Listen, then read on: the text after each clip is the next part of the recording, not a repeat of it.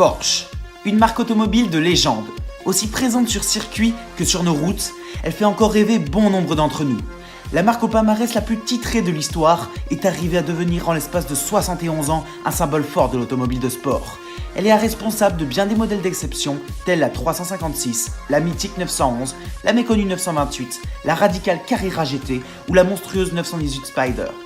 Façonnés par une identité de marque unique entre luxe, radicalité et sportivité, ces modèles sont la définition même pour le grand public de la marque de Stuttgart. Salut à tous et bienvenue sur YouTube, c'est Sablir. Alors oui, d'abord, avant de commencer la vidéo, petite séquence, like, partage, abonnement, tout ce que vous voulez. Parce qu'apparemment les chats, ça rapporte des likes, des partages, des abonnements. Donc voilà, c'est le seul moyen que j'ai trouvé pour donner de la visibilité à ma chaîne. Donc faites-vous plaisir. Bon, sérieusement, revenons au sujet de la vidéo. Aujourd'hui, on parle de Porsche. Alors non, je ne vais pas vous parler de tous les modèles que j'ai pu vous énumérer dans la vidéo. Je ne vais pas vous faire une histoire ultra résumée de Porsche. C'est un petit peu un format qui a tendance à vieillir. Et puis j'aimerais vous parler un petit peu d'autre chose. Donc dans cette vidéo, j'aimerais vous parler de l'image que renvoie Porsche avec sa gamme actuelle de véhicules. Parce que oui, quand on est une marque comme Porsche, avec un aussi beau palmarès, avec une telle réputation, on ne peut pas se permettre de trop salir son image de marque. Dans un premier temps, si je vous dis Porsche, vous me dites quel modèle? Bon, pour 95% d'entre vous, ce sera la 911. À raison, c'est le modèle le plus connu de la marque.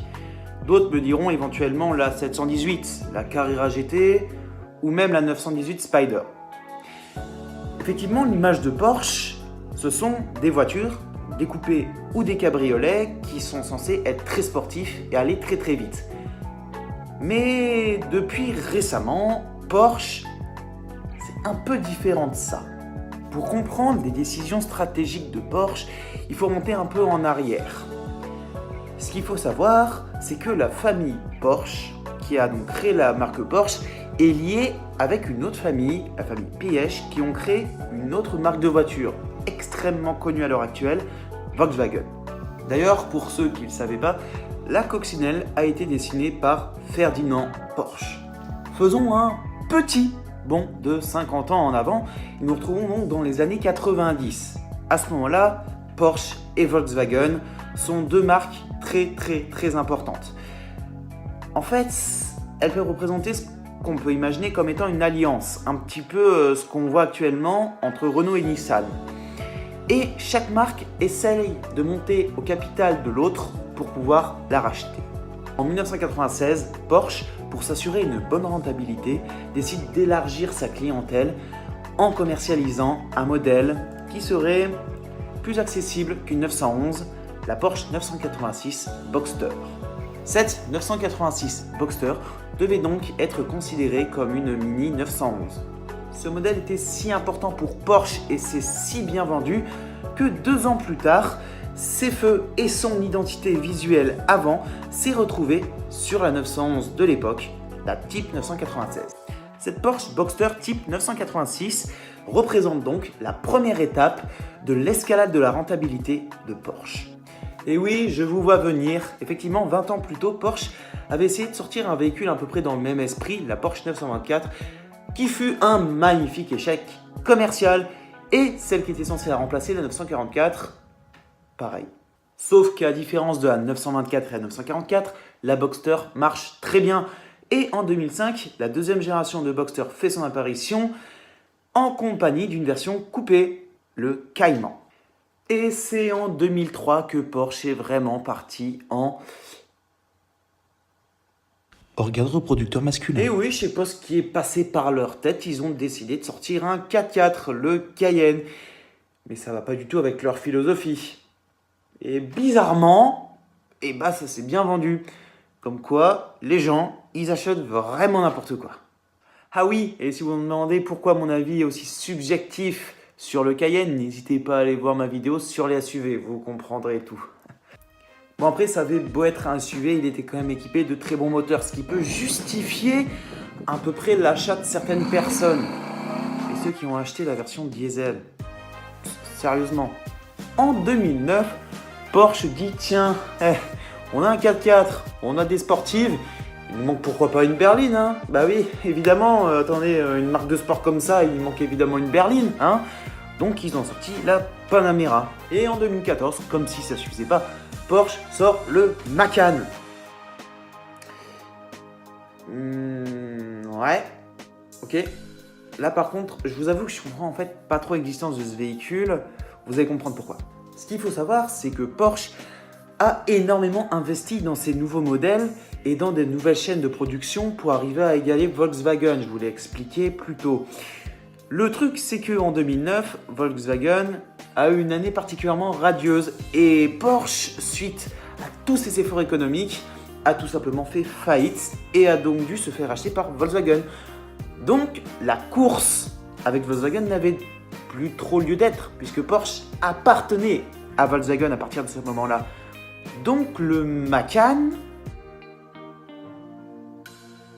Audi, Bentley, Bugatti, Lamborghini, Porsche, Skoda, Seat, toutes ces marques appartiennent au groupe Volkswagen.